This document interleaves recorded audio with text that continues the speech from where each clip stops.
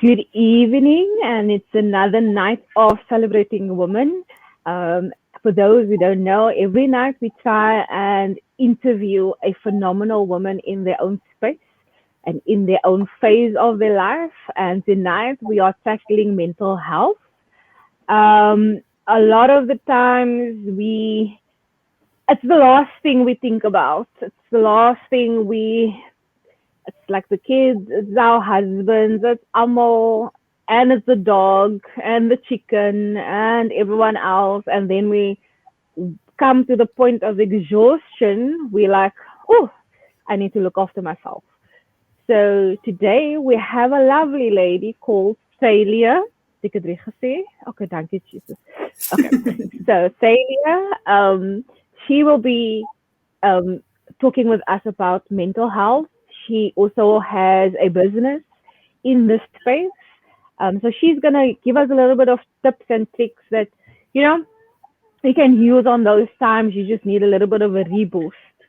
So, Thalia, as we said, when we checked in, I said we oftentimes put ourselves on the back burner. We kind of, as women, we know we're supposed to self care, and I think it becomes very difficult when you have children, and especially in the time that we are in. We kind of need to provide, and we're looking for the next thing of, where's the next money going to come from, and how we're going to protect ourselves and our kids, and we mustn't touch this and we mustn't do that. How do we still keep the balance amongst all this craziness? How do we do it? Oh, I feel like everybody's got that question on the top of their heads. Like, how do we stay alive and actually thrive instead of just surviving? Because that's what we've been in for the last year and a half when all of this COVID stuff just hit us. We've been in Yes. a real survival mode. So thank you for having me on tonight. Thank you for opening up this conversation. It's a very important one. And like you said, I with my company that I call it myself an embodiment coach, like a life coach. I really help people around the space of mental health and really Mhm. tapping into what helps them to thrive. And like you just pinpointed was that, like, as women specifically, beautiful topic for this month is we take care of everyone, including the chickens, and we forget about ourselves. And then at night it's like pass out, and then tomorrow we go back into that rat race. We just started Mhm. all over again. And strangely enough, in society, that aspect of women is praised. We get praised Mhm. because we can do it all. We get praised because we are super mom and the business owner and the best wife, and we get praised for all of these things, but we don't realize the cost, that what it's costing us to keep up that persona, because it's not normal. We're not supposed to be superwoman and super everything. Yes, we are it, Mhm. but not at the expense of sacrificing ourselves, because at the end of the day is then we give so much of ourselves that we cannot be present, fully present in those areas. And so the way I like to look at it is that looking at it through the lens of me taking care of myself is not selfish, because sometimes it's looked like that. Oh, you're taking a time out, that's Mhm. selfish, you should be caring. Then we carry that guilt, especially as moms. I'm sure that's very true. We carry that Mhm. guilt, like I should be doing more, I should be doing this. Mhm. And then when I changed the way I looked at it and realized that the more I care for myself, the better mom I could be, the better wife I can be, the better work colleague I can be, I can pour more into it the more time I spend on myself. So prioritizing self-care should Mhm. be number one, first of all. And it doesn't have to be a whole day. I mean, sometimes it's a blessing if you get an hour, So it's like, and maybe doing something where you communicate this clearly with your partners and the people that are there to help you. Because another thing as women is we think we can do it all, and then we want to do it all. And then when someone offers help, we say no. Out of this, if there's a bit of a fear there, it's like, I'm going to be letting go of some kind of control.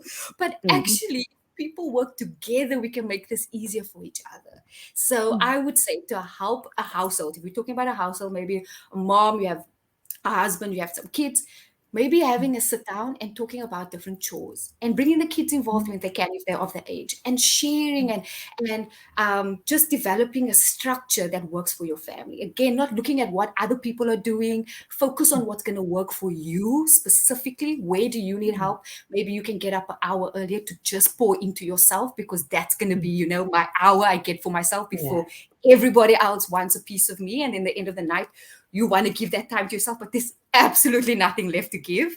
So I would 100% recommend is, as a family, sit down together, have an open conversation about where everybody can help each other along the way during the week, different chores, and then prioritizing an hour every day, just waking up early so that you can do the thing that's going to fill your cup up, whether that's reading, whether that's maybe praying, whatever that looks like, meditating, maybe just journaling, or something that you can fill yourself up, maybe even some exercise, because that really helps as well. So that would be my quick and easy answer. There's lots, but that would be something that's very practical and something that you can do today.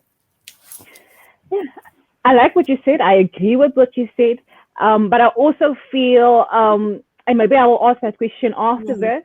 For you to sit down with your family and say, look, I need this from you guys. It also means now that you they need to know and understand yourself and who you are and what you need. I like to watch this show where they kind of, the first time the couple meets is in front of the altar. It kind of nobody shows her name coming, but I love it. And married at first sight, my Oh, husband is yes, saying, I've from also the watched that show. and then initially when they come together and the coaches ask them, what would you like in a marriage? They list all these things and they get matched with the perfect couple. And then they get married and it's like, not what I want. So I think oftentimes the same concept happens in families as well. And as moms and as women, because we kind of have to be this chameleon that with the family I'm this, with the children I'm this way, you kind of lose the essence of who you are. And then you cannot tell anyone what you want and what you need. And so you kind of keep everything, because now if I let go, maybe I let go something of that I am really attached to. Because I don't want to let that go. I'd rather keep everything for myself. How would you maybe direct us in getting to that stage? Brilliant question. And that's a hard one for a lot of people, especially when you wear so many different hats, where you have to be this type of person in the workspace. At home, you have to be this kind of person, that you do tend, and it's a very normal occurrence that you tend to lose who you are. And a question I ask most of my clients is, what do you want? And it's fun. It sounds like such an easy question, but when you sit with it and actually reflect on it, it's like, what do I want? Am I doing this because I was told to do this? Am I doing this because this is what I saw modeled? Like, this is what my parents have done. This is what, like, because generally what we tend to do is we just copy what we know, and then we lose ourselves in the process. And then I think and like you said, like, it's about getting clear. What do I want? Who am I? What makes me happy again?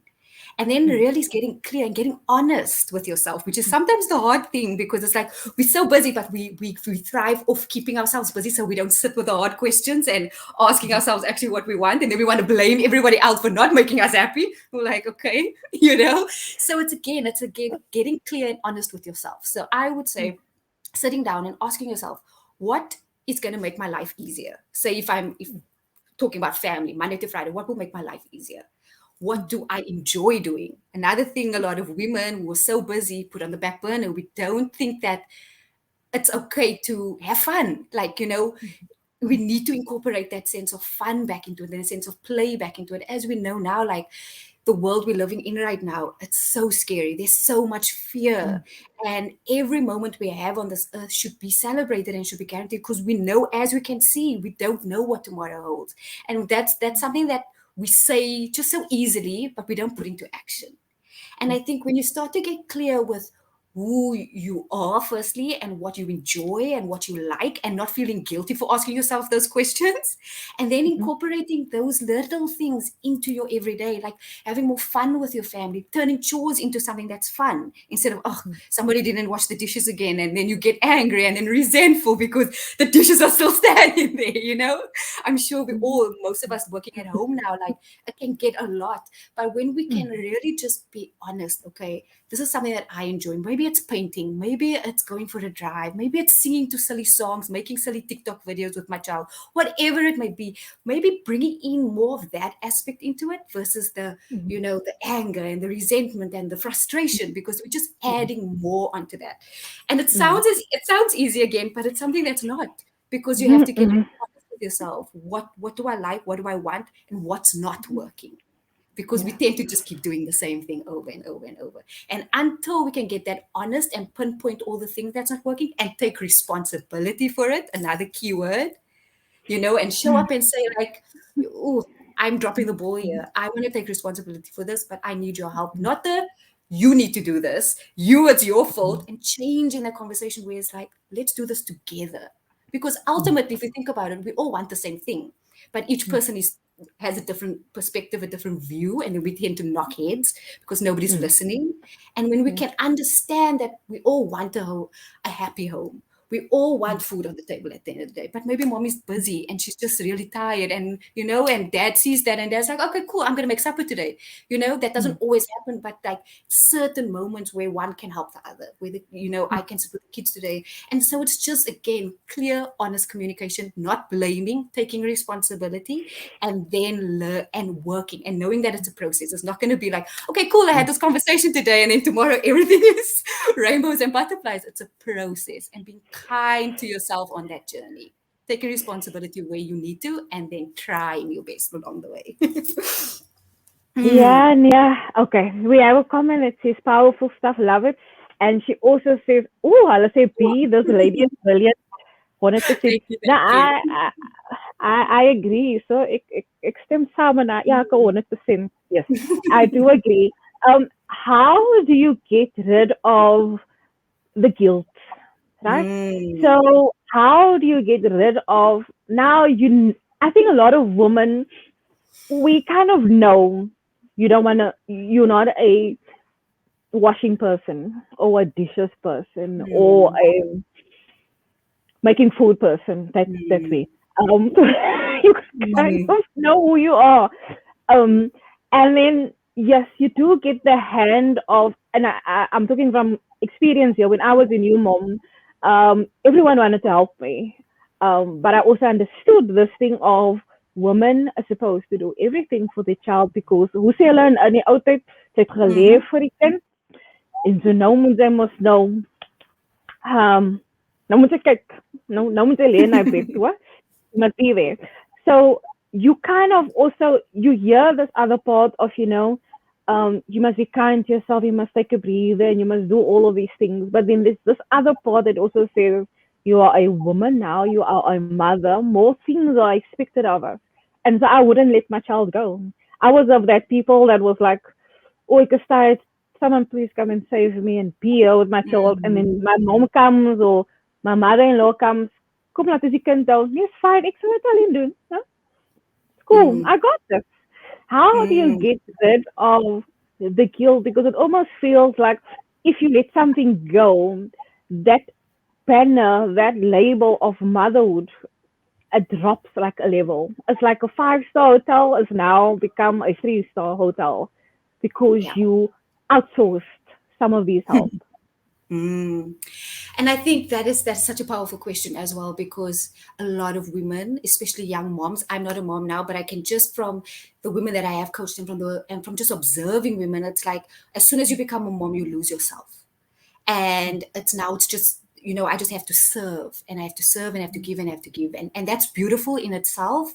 But if you think of it like, how much am I giving away and how much am I saving? And thinking it through that lens of, when somebody offers you help, why am I turning it away? What am I making this mean? Because it has nothing to do with the help, it has everything to do with me. It's like when somebody's offering to help you, it's almost like you making that story mean that I'm not good enough. that mm, I'm not worthy enough, that mm, they seeing that, oh, I'm struggling, so now I'm not a good mother. And so what mm, we tend to do, and this can happen, I'm to using, as you mentioned, the mm, scenario with motherhood mm, as example, this can be with everything. Everything we mm, hold very tight to. As soon as somebody asks us, can I help you with that? It's almost like I'm not doing good enough. And so we mm, internalize that, we make it a me thing, when mm, in actual fact, the person just wants to help you. So you actually block your own blessing. mm, You, because somebody can see like, okay, cool, we're not supposed to. And this is again, society makes this a thing where you are supposed to, the minute you have a child, the minute you get married, you're supposed to be the perfect wife, the perfect mother, which is impossible. You can't do it all. And mm, there's so much shame attached to that, which needs mm, to be broken down, because it's impossible. If I want to be the best mother, the best wife, the best girlfriend, the best employee, I need to be able to ask for help when I need it. And I think showing that part of you actually is a better example for your children than it is for them to witness you trying to do everything, but you're failing, or you're overworked, or you're exhausted, or you can't fully be present with them mm, because there's so much going on. And so just changing the way that you view it through like, whew, I don't have to do everything. I get to ask for help. And what a gift that it is, that there are people in my circle that love me so much, that want to support me, versus, oh, they want to help me because I'm crap. Because I'm just not I'm terrible. That's why they want to help me. And so we put this own expectation on us, probably because our mothers were superwomen and their mothers were, it's generational. We see this, but we don't know maybe when the lights went down and we were sleeping, how they were actually feeling. And maybe they were struggling, but they didn't want to show, that part of it, because they wanted to be the strong, capable woman. And I believe we all are those things. We are women in general. We're strong, we're resilient, but it's just changing that and making that asking for help is a sign of strength. And just putting that into your mind, where it's like, when I ask for help and when I can model this, my children are watching, I'm giving them permission. So when they're struggling at school, they don't have to pretend like they're doing fine. They can come to me and they can be like, Mom, I'm struggling, I need help. Let's change that narrative and make it accessible, and it actually be like, this is how we show up. I don't know how to do something, I ask for help. I don't sit and suffer in silence, because that's another thing generationally. If you look at our older generation, they don't want to go to hospitals, they don't want to do anything, they would rather suffer in silence and mm, cause their own suffering for themselves. So that would be my take on that, is really just changing the narrative, and help is strength. Asking for help, or when help comes knocking at your door, don't block your blessing. yeah. The Lord is still working on me with that part. So anyway, yeah. Therese says self-guilt for needing or wanting time to yourself is just Yeah. the restart. Yeah. Yeah, verstaan I definitely. I also picked up when you said that it comes from generation, and it comes because we as women are taught by other women, right?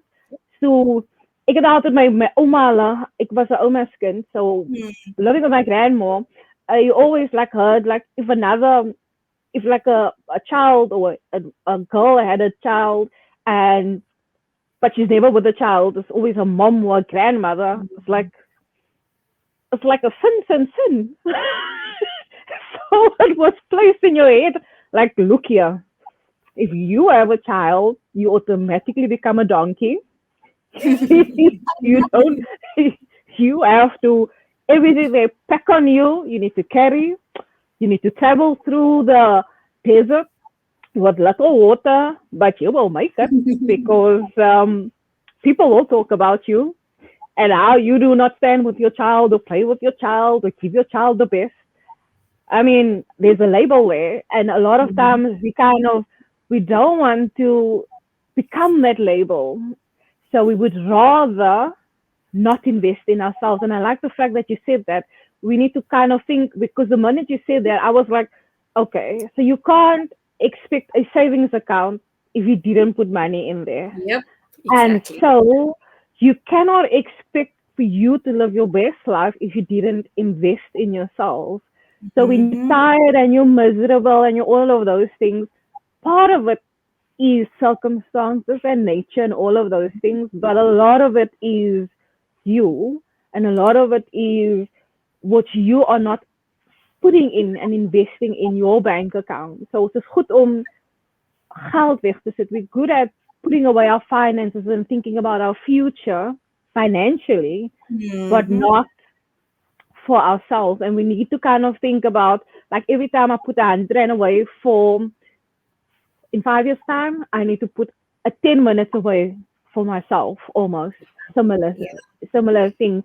Because I think we get so exhausted that even our kids, after a while, because you just give, it's like they've got, when they got this mother, they got this huge 2 million rand from somewhere, and they Mm. use it and they use it and they use it, and when it comes to like he by 10,000, and then you're like, whoa, mm-mm, I'm running out here. Just stop it. And that time might be the time your child needs you the most. That you are now like so depleted because you haven't reinvested in yourself. So even your children and your husband can't get from you anymore because you just let the money go. You didn't look after. You didn't see where it was going. Well, cigarettes, of course. Yeah. You saw that. So yeah, it is very important. How do you kind of, with all of these things and your mother and some people are mothers and fathers and you must work from home and all those things. How do we now spoke more about, giving out chores and giving yourself space and all of these things. What is some of the things mentally we can train our brain with? Maybe. Mm. Or something that's really changed my life and really helped me just to become more present and more mindful of what's going on, because when we so bombarded with so much noise, the news, people, the space, now everything is happening from home and there's people everywhere or whatever the case may be, is it can be very taxing, like we just explained. But really for me it's been like, and it's simple exercises of breathing and meditation has really changed my life. And again, it doesn't have to be I need to now be a guru sitting in a ashram and learn to meditate for hours. It's nothing like that. There's such a misconception around like, oh, I can't sit still for 5 minutes. I don't even have 5 minutes to sit still. Mm, But it's that investment thing. And it's again, it's not about trying to clear your mind. If we're going back to that, the mental chaos and clearing that mental noise, it's not about running away from our emotions, our feelings. It's not running away from all the thoughts that's swirling in our heads. It's just giving us time to literally just space out. And this can be 2 minutes, 1 minute, just closing your eyes, taking a deep breath, and just feeling what's going on instead of just staying at that hyper mm, reactive state. And that reset in that 2 minutes will help you just to focus and just to learn to respond versus react. Because when mm, you are constantly going without pausing, we become more reactive, we become more frustrated, more anxious, more annoyed, and we start to project that onto everyone around us. When we stub our toe against the couch and the couch just becomes the big bad wolf, like we take it out on everything else. And so it's really about just giving yourself that 2 minute gap just to breathe, to realize, okay, hand on your heart, like I got this. I don't know how I'm going to handle the situation, but I'm just going to breathe now. Or even just taking a walk around the house, come back, sit down, and just giving yourself those little breaks in between your day so that things don't just keep piling on each other. mm, And that has really been really, really helpful. And then just learning to be more present when you're in situations, putting the phone away, when you at the dinner table with your kids, like really engaging in a conversation or with whoever you're with or on the phone, mm, spending the time there. And I know as women, we praised for multitasking. We love to do 100 things at one time. But that doesn't help. As we're talking tonight about mental health, that really, really doesn't help our mental health, because now we're giving 20% here, 20% here, 20%. And then when we drop the ball in the one area, then we want to be angry because we didn't do enough. But we're actually setting ourselves up to fail when we operate like that. Instead of just crafting out time blocking, like, okay, for this half an hour, I'm going to focus on this. For this next half an hour, I'm just going to be with my family, and break it up in spaces like that. I know sometimes, obviously, we have to dip in and mm, out there, but just having more structure creates more freedom, so that you don't feel like you're being pulled in 100 directions. And then also very, very important is knowing your boundaries, knowing when to say no, which is a very huge one. And I think mothers don't know that in their dictionary or in their vocabulary in their head. No doesn't always come up. No comes up when mom's frustrated and angry, and no is no klar. So it's also learning to be like, this is my cutoff. This is when I say no. This is when it's done. We start again tomorrow, and not feel bad for saying that. No is a full sentence, full stop. Yeah, no, I get it.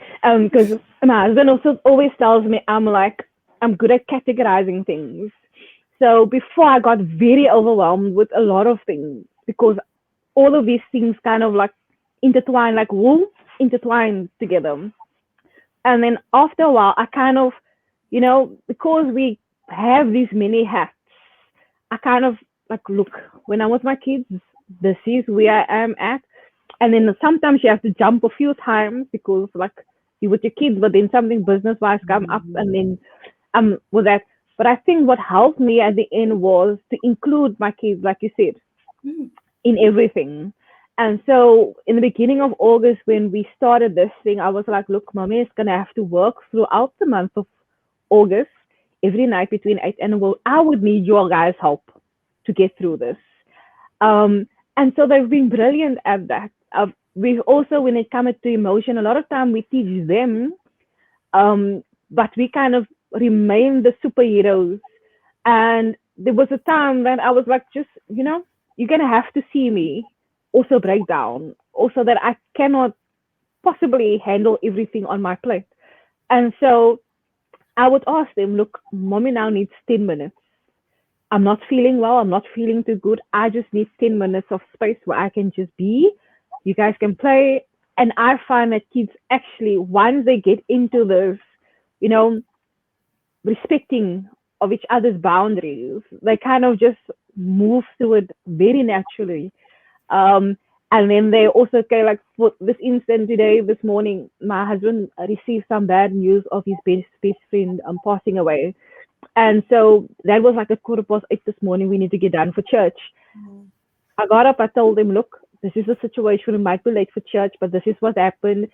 I would want you to please give daddy some space today, which really, again, so they stepped through it. And once we came out of church, they were like, daddy, are you better now? Daddy said, no, they're not better. He's not better yet.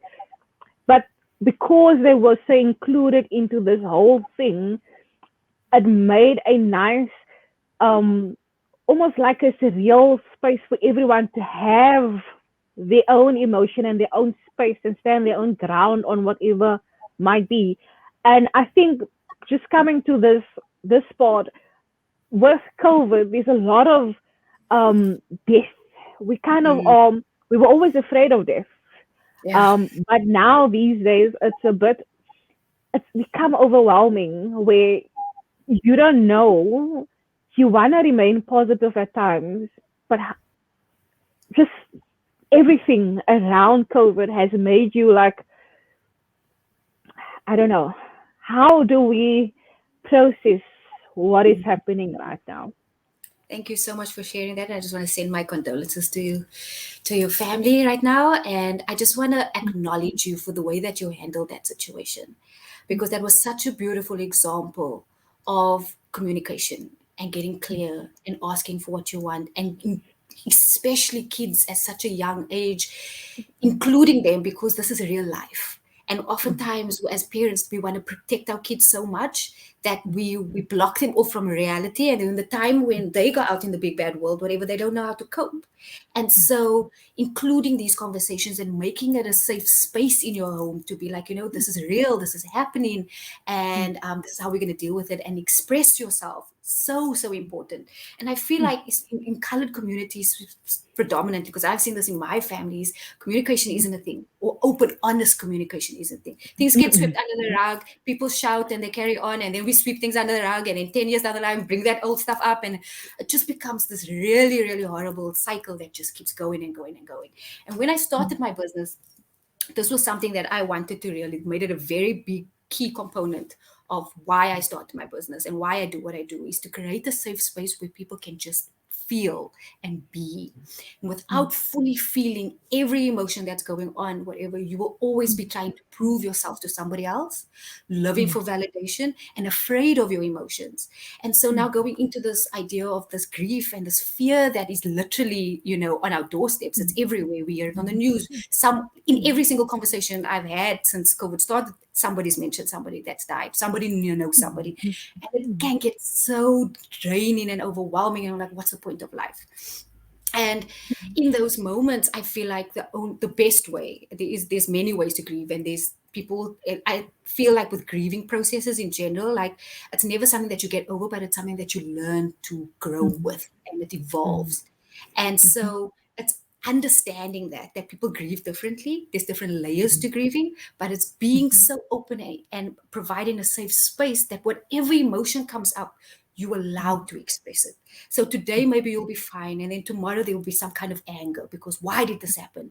And not being afraid of that anger, because something else that we get taught when we're very young: don't be rude, don't be a crybaby, don't, all those little words, and those stories stick with us. And then it's like, oh, I have to be a strong boy. Boys don't cry. Oh, she's a little sissy girl. She's crying again. Like those things stick with us. So even when we are older and whatever, we want to hide our emotions because we're still acting from that wounded little child that's in us that our parents or grandparents told us, oh, no, you can't act like that. And so I think addressing this situation where we're in now, where death is inevitable, we always knew it, but we now experiencing it on this level. It's so different. And so it's changing that relationship to death, understanding what that means for you. Everyone has a different meaning of that. Understanding that grief is a process and it looks different every single day. And then communicating that openly with your partners, with your family, and being like, I know what you're going. I will never understand fully your experience of what you're going through, but I'm here to hold a safe space for you. So today, if you're not feeling like you can get out of bed, I want you to just tell me so that I know, okay, today I'm going to have to put in a little bit more effort, and I will communicate this to my kids or the rest of the family, ask for help where I can. And then, the roles will change, because one day that you will be feeling like, okay, this just hit me out of the blue. I heard a song that reminded me of this thing. And, like these things happen. And so it's learning to communicate what you're experiencing and feel safe enough to express whatever that looks like.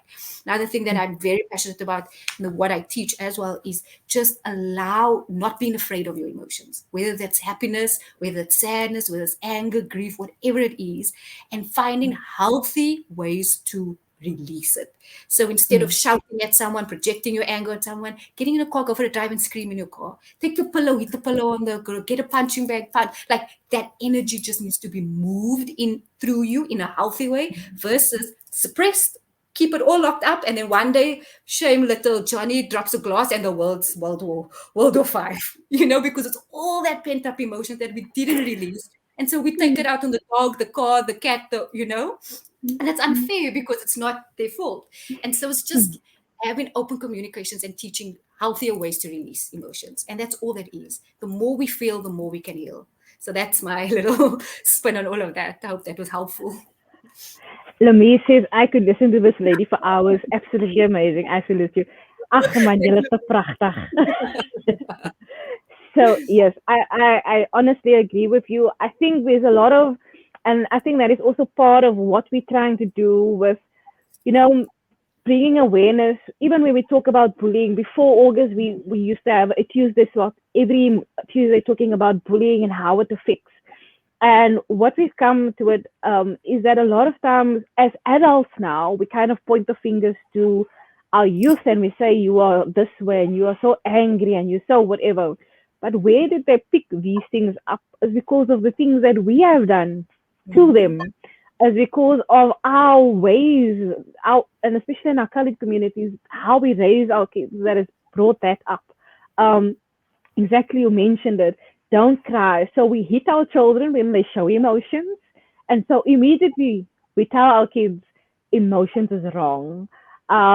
We immediately, when something happens, instead of addressing the action that they've done, we address the emotions and we tell them, conceal that. Now they get bigger, they have more strength, they have more everything else. It comes out in a rage.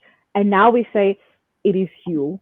We never put some of that accountability on us as a culture, as a parent, as something else. So when as kids start, yes, we know they go through their own emotions and they must um, learn how to deal with it. But a lot of it is because of how we talk to them, how we encourage them about emotions. So this I'm just going to go to this comment that says, this is so informative, especially communicating in a safe environment and not always walking on eggshells. Yeah, So true. So, yes, it, it is about, but I think it takes vulnerability and bravery to start a conversation like that. But it is also like Saraya has said rightfully, you need to find a safe space to do that because you cannot do that with everyone. You cannot just say you need to find your people and, like I said, grieve, shout. I like to tell my kids, if you're angry, come tell me. There's a pillow. I will let you eat the pillow. Rather get it out than bring all your anger to me because all I asked you was, are you going to bed? I don't need all that attitude. Just if there's anger for something else, let's talk about it. Let's get it out. And I think a lot of the times we were not taught that way, so our kids are not prepared for the world outside. So yeah, it is really something to work on. But let's get a bit more to like Women's Month. What does it mean for you in this day and age to be a woman? Ugh, I was such an interesting question actually. I asked a few women this question and they couldn't answer it, strangely enough. It was like, I don't know, like I guess just I just show up every day. Like, what does it mean, And it's again, it's like we downplay how powerful we are and we downplay our strengths. And so for me, a woman is everything. A woman encompasses strength, weakness, softness, gentleness, compassion, kindness, wildness. Sometimes we try to dumb the wild side out of us. Yeah, it's all of those things. And it's just learning to know that we are so capable. We are so capable. And we are more capable when when we lift other women up instead of pulling them down.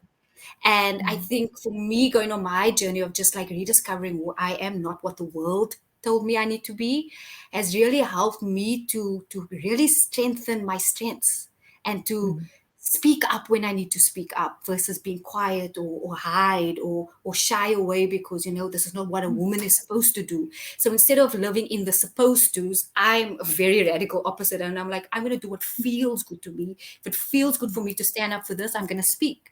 And that wasn't who I was before because I felt very ashamed of so many things and what society was, the pressures and all these things of what a woman is supposed to be like.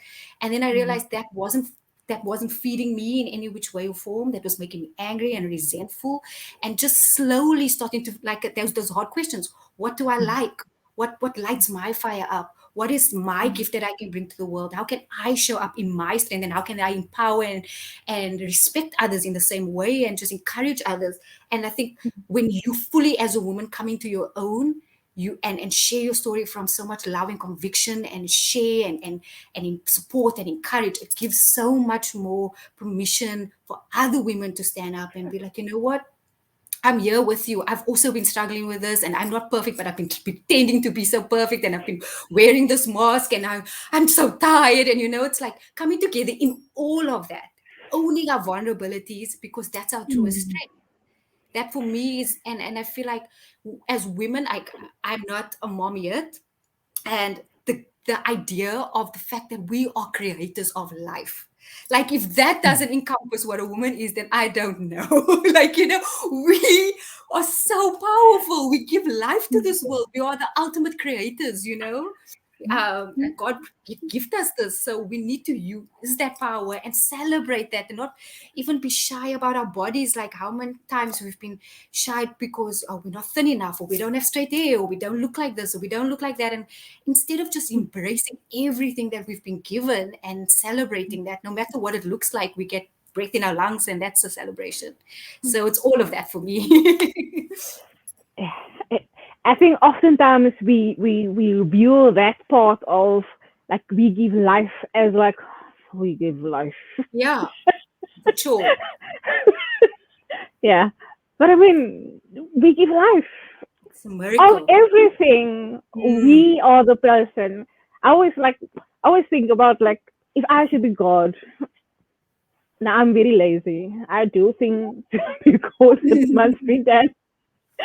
So imagine now I'm God and I decide, here, I'm going to create mankind. And I create Adam. I, I blow into him. I make him out of clay. I blow into him. All of his hard work. Which is harder is to then put him to sleep. I could have just made the woman the same way. I Mm-hmm. have to put him to sleep, take a rib out of the thing I just made, then make this woman. And we kind of oftentimes forget this, that we were thought of, we oftentimes think we were a second thought. But I mean, if we were, he could have made Adam and he could have made Eve separately, but Mm-hmm. he took you out of someone else's rib and made you, which for me is like, you know, blueprint. But let me just up at the level, man. Let me just Yes. like one level up, like there, get it together, and we are like amazing, like definitely.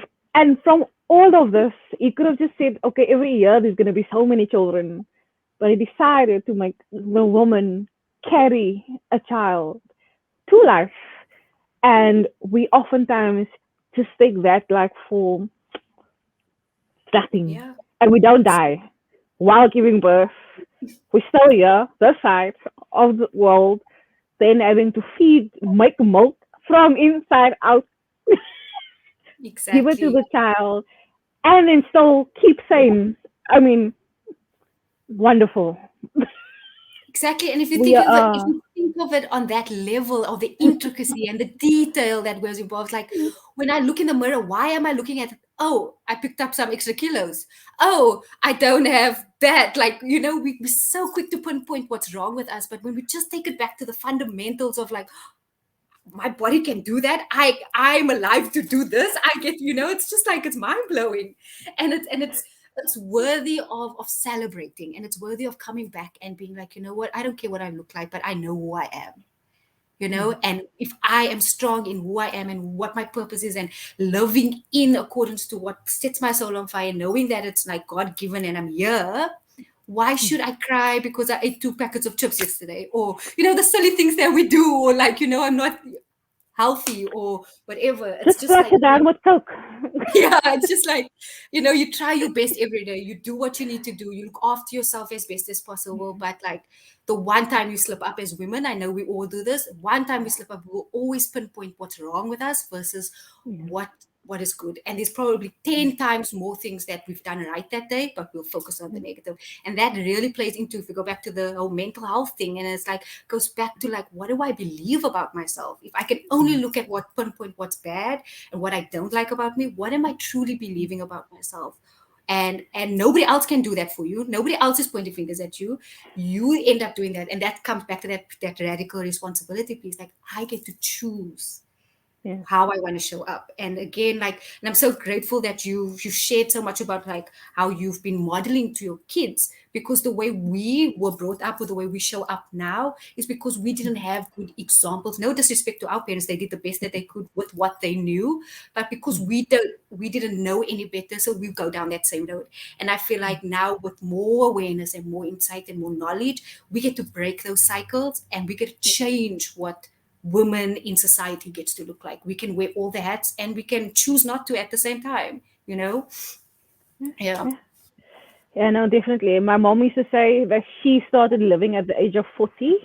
So if I can do better and start living at the age of 30 and knowing myself, the next step should be my daughters should get to know themselves at the age of 20. And then we've done our job. Then we've done our job. We don't need to save everyone. We just need to model it for a next woman that carries the baton on or the fire on to the next woman. And there we go. Thalea says, it is such a privilege to be from the womb for years. I was said I would never be a child. God has the last say. Ach, ja, nou, prachtig man. Lamie says, we are phenomenal women. Thalia, you are truly best. Hi, Oh, Dementia. thank you, Bye, lieve thank you. jou. I appreciate all these comments. I like how the previous the previous interviewees is like on top of it tonight. So both of these ladies we interviewed, and so yeah, so they are back with us tonight. Thank you, ladies. Yes, it is definitely.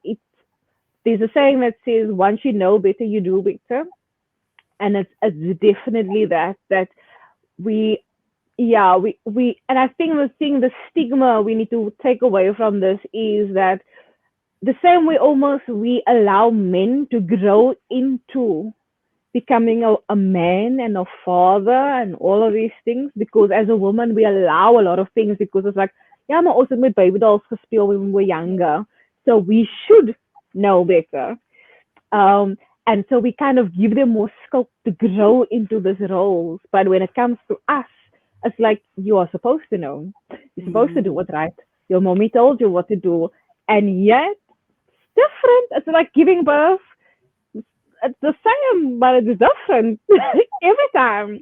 It's like we're giving our menstrual periods. Everyone gets it. It's different. It's the same thing, but it's different. And so we need to kind of also allow ourselves to to become or get into this role. It's like when you're an actor, you're good once in that, then you move to a director status, and then you're not an actor anymore. So you can't think as an actor anymore, and you have to grow into that role again. And so a lot of the times we play such a different roles, but we want to be one role for everything, and we don't allow to grow into this different facets or phases in our lives. So yeah, we need to be a bit more kind, and we need to take that stigma away from our younger ladies of, you need to know it all, you need to do it all. Things happen when the cake bakes on its own time, and we don't expect it to just be there. So you're a Yeah. human being. So as we come to an end, maybe you wanna let's delve into a bit of your business and what you do, and then I will give you a space to give your last statement. hmm Thank you so much. This was such a great conversation. So thank you. I enjoyed it thoroughly.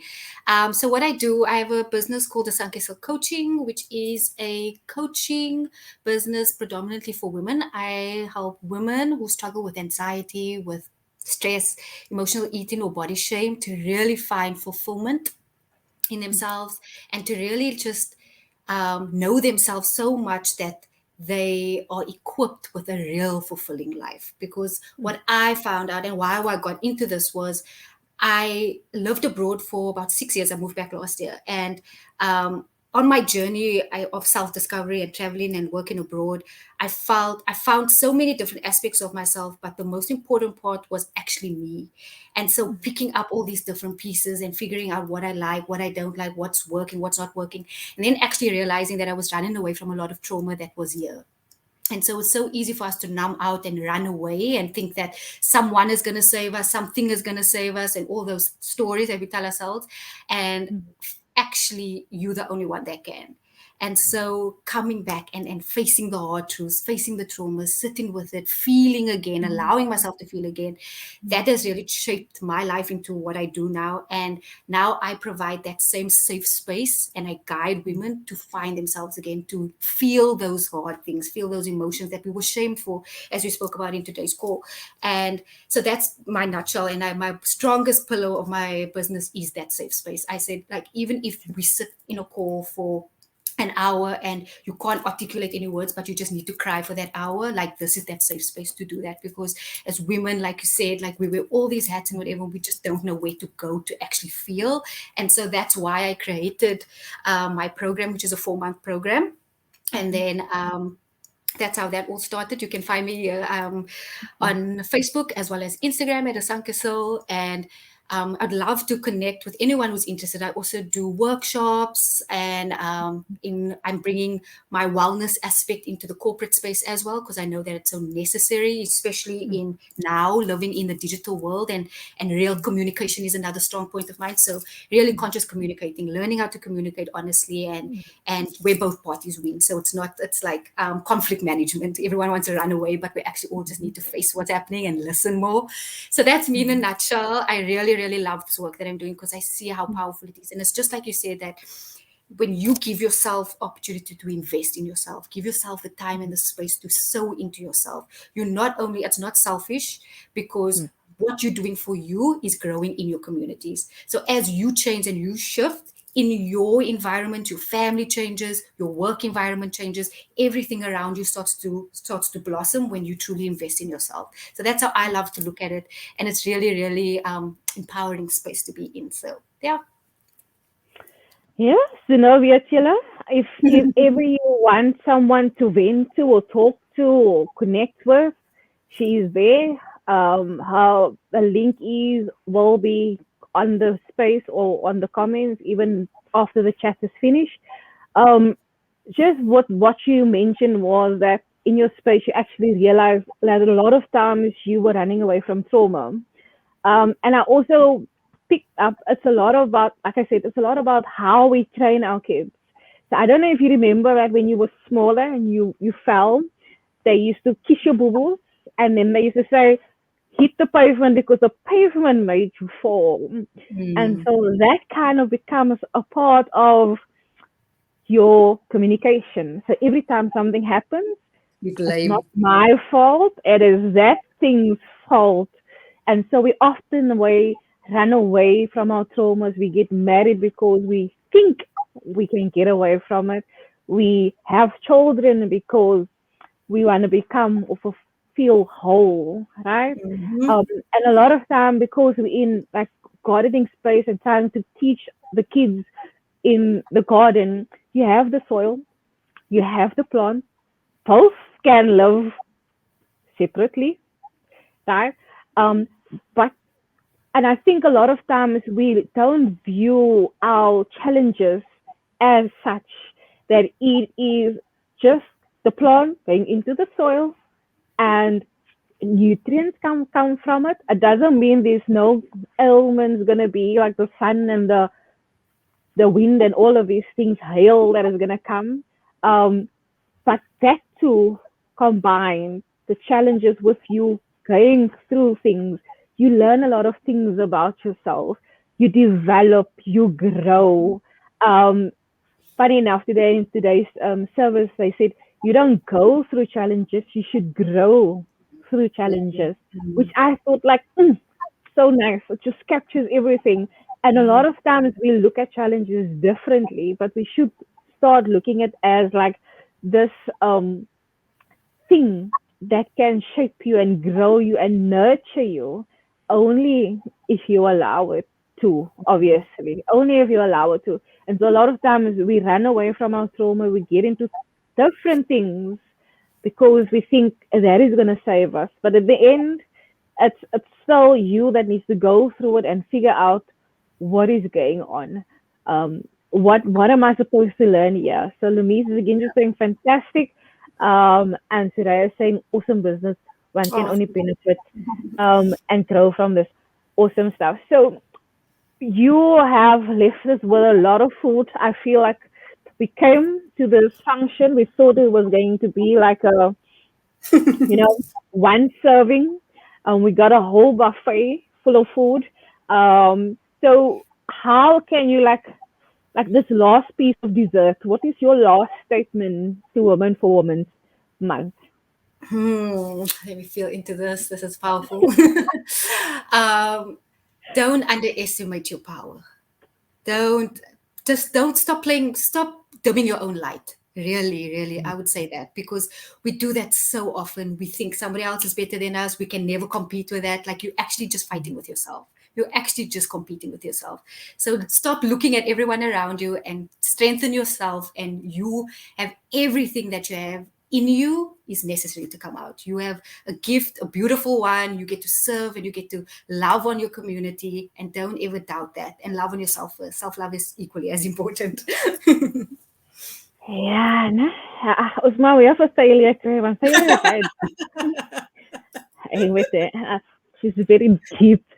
Anyway, she kept on going with this, and I feel I love this. I love this quote and I love this poem.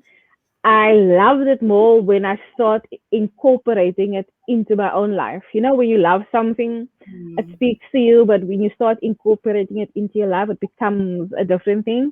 And so, the problem is our deepest fear is not that we are inadequate. Our deepest fear is that we are powerful beyond measure. It is our light, not our darkness, that is frightens us the most.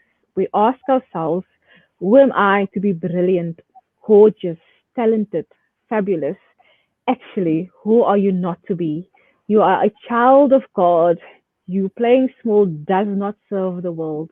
There is no enlightening about shrinking so that others won't feel insecure around you. We are all meant to shine as children do, and we are born to make a manifest of the glory of God that is within us. And it is not just in some of us, it is in everyone. And as we let our own light shine, she kept on mentioning this, we unconsciously give permission to others Mm. to do the same. And as we are liberated from our own fear, our presence automatically liberates others.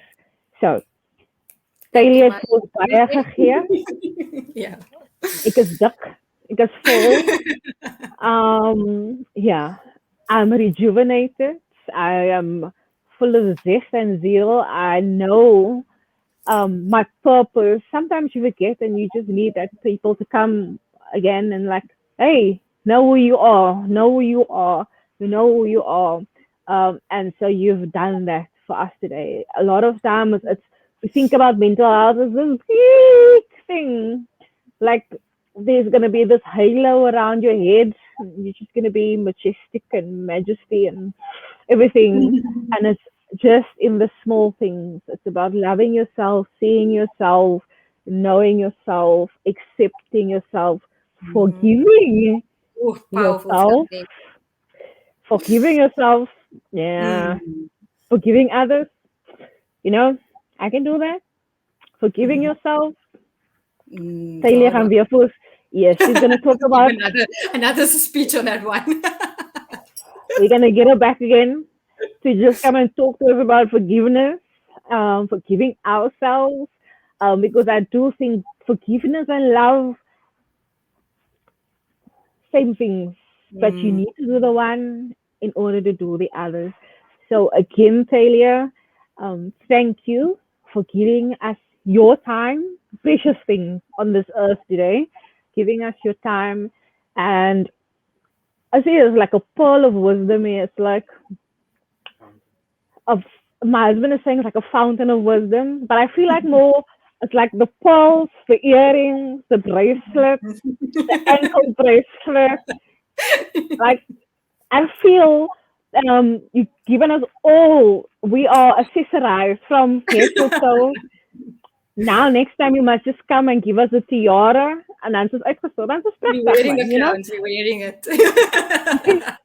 Yeah, but we need your embellishment, I'll you put know? the embellishments on, yes. There we go. Yes, yes, yes.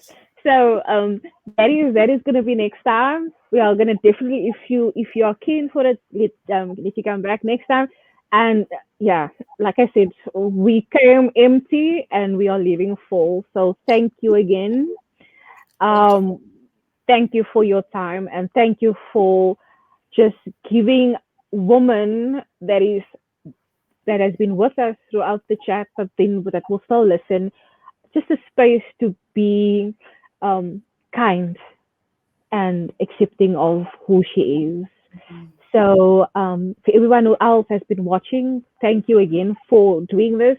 As mentioned before, we are trying to do the impossible for August month by interviewing a woman every night, um, and then just bringing awareness to the different facets and phases as a woman we go through.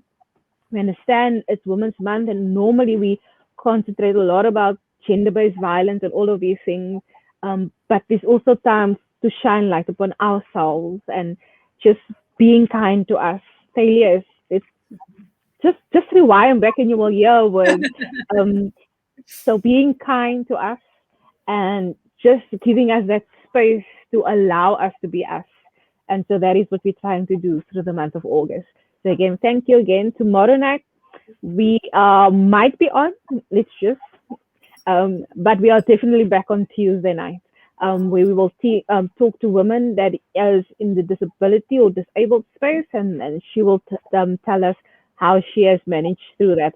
I see one more comment. Let's just go through that. Okay, no.